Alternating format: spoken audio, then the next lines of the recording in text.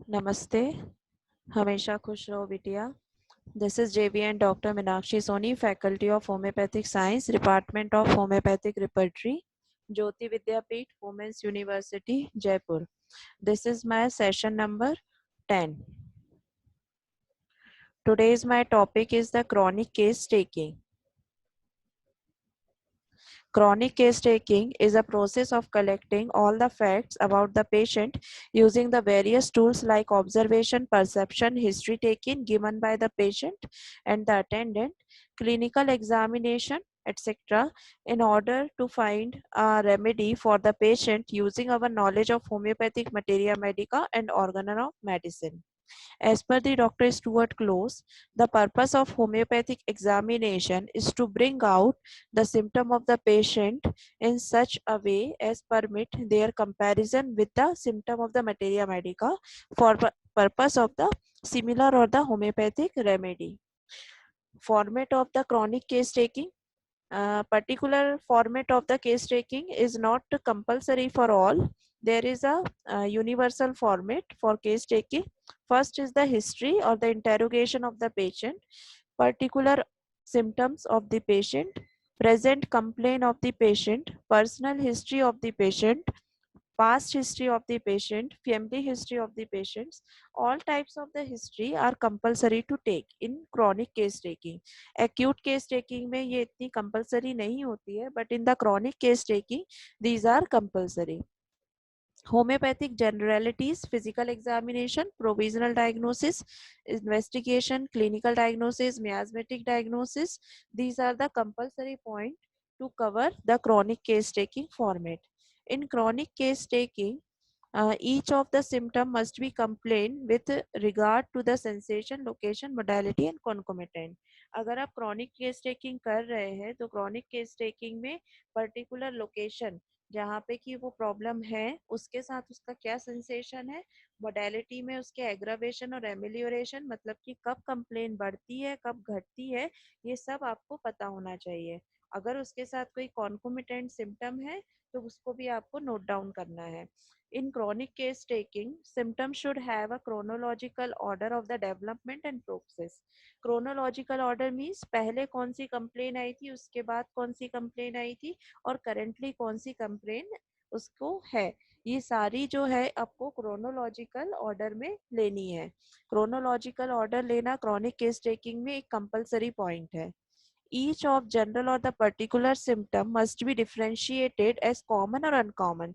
जब आप case taking करते हैं तो जो जनरल सिम्टम है और जो उसके मेंटल जनरल फिजिकल जनरल उनको अलग लेना है, आपको उनको डिफरेंशिएट करना है, कॉमन अनकॉमन को भी डिफरेंशिएट करना है और पर्टिकुलर सिम्टम्स को भी डिफरेंशिएट करके आपको लिखना है. क्यों? क्योंकि with the help of repertorisation हम जब उसको रिपर्टराइज करेंगे तो हमें general symptoms, uncommon symptoms, particular symptoms, इन सबको अलग अलग करके ही रिपर्टराइजेशन करना है. The case record should be neat, clean, orderly and comprehensive and the complete in all aspect. All aspect मतलब कि mental aspect, physical aspect, pathological aspect, सारे aspect इससे cover होने चाहिए. क्योंकि with the help of homeopathic medicines हम जो case को सॉर्ट आउट करते हैं उसमें आपको सारे के सारे एस्पेक्ट कवर करना कंपलसरी है. Environmental, occupational, other exogenous influences on the case must be deposited. जो भी environmental से रिलेटेड अगर कोई उसमें सिम्टम मिल रहा है या एनवायरमेंटल उसमें कोई कॉज है तो उसको भी आपको देखना है. ऑक्यूपेशनल है या कोई और एक्सोजिनस इन्फ्लुएंस है जिसकी वजह से उसको तकलीफ बार बार बढ़ती है तो वो भी आपको देखना है और अपने केस टेकिंग में उसे नोट डाउन करना है. द पिक्यूलियर कॉम्बिनेशन और द कॉन्कोमिटेंट और अल्टरनेटिव सिम्टम, ये जो है इनको भी आपको नोट डाउन करना है अगर ये प्रेजेंट है तो. अगर क्लियरली ये मेन कंप्लेंट के साथ आपको कॉम्बिनेशन मिल रहा है तो उनको आपको लेना है केस में, उनको छोड़ना नहीं है. Because with the help of this peculiar combination और the concomitant symptom we can individualise the case and the medicine also. General examination भी केस टेकिंग में हमारी इंक्लूड होता है. Is required to exclude any systemic disease in a patient coming with a localized problem.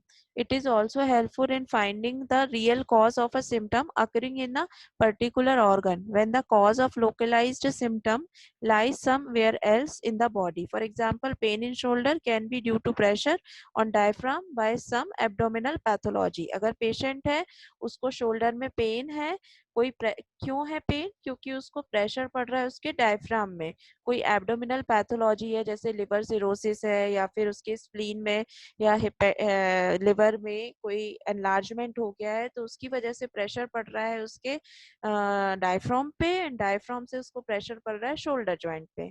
तो आपको ये pathology check करना है, इसके लिए जनरल और सिस्टमिक एग्जामिनेशन कंपलसरी है। Mental are the more important part of the case taking because mental symptoms according to doctor Kent are the compulsory symptom. अगर आप अकॉर्डिंग टू कैंट रेपर्टराइज कर रहे हो तो वहां पे आपको मेंटल सिम्टम लेने हैं जिसमें कि लव, हेट आता है, विल, अंडरस्टैंडिंग, इंटेलेक्ट, सब कुछ इसमें शामिल होता है जिसको आपको सारा का सारा कवर करना है। इन chronic case all aspect of the person are important to cover the whole case. These aspect are the physical, mental, particular, pathological, diagnostic और the systemic। और in general ये सारे के सारे एस्पेक्ट आपको कवर करने हैं बिकॉज क्रॉनिक केस में आपको जब रेपर्टराइजेशन आप करेंगे तो सारे के सारे पॉइंट्स कवर करने के बाद आप रूब्रिक का सिलेक्शन करते हैं, तभी आपको एक सिंगल सिमिलर और सिमिलर मेडिसिन मिलती है। Okay, thank you. This session is powered by digital version 2.0 Jyoti Vidyapeeth Women's University Jaipur. Hope you are satisfied with my digital version. If you have any query, please share in comment box. Thank you.